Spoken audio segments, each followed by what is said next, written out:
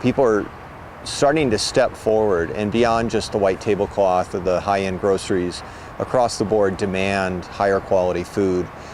Keeping some of the junk out as they see it, keeping the antibiotics out of the meat. I believe there's going to be a trend to get GMOs out of the feed source. And we're going to see that come maybe within the next 5 years. I think there'll be a big push, separate from organic, just to have no GMOs in food.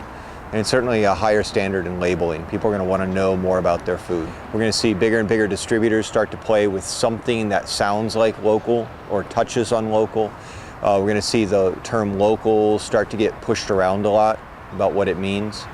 A lot more meat coming from overseas presented as a healthier choice, whether it's organic or grass-fed or some other hybrid.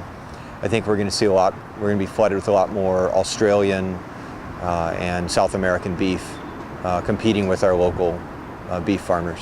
But people are forgetting the ethnic markets. Supposedly there are 500,000 Russians living in Chicago, and no one's really catering to them.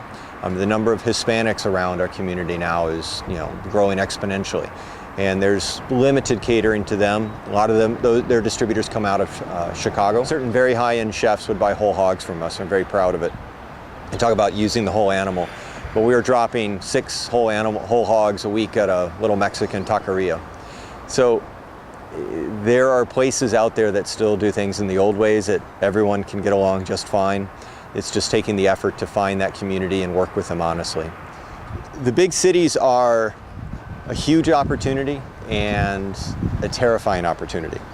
To give you an example, when I sell to a restaurant in Madison, a big order, maybe they take 800 pounds of ground beef in a week. And that's a big order and it's exciting. You hit a similar type restaurant in Chicago and it may be 3,000 pounds of ground beef. And that's hard on production.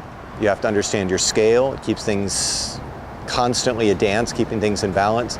And there are also a lot of people competing for that business. So when you get into the big cities, understand you're playing with bigger and bigger fish. And they aren't always happy to see the little guys swimming around with them. Then the flip side is, then do you hook up with a distributor who can be the big fish in those waters, and you're giving away some of your money and you don't have full control. So huge opportunity, a lot of difficulty in playing it, so just tread carefully.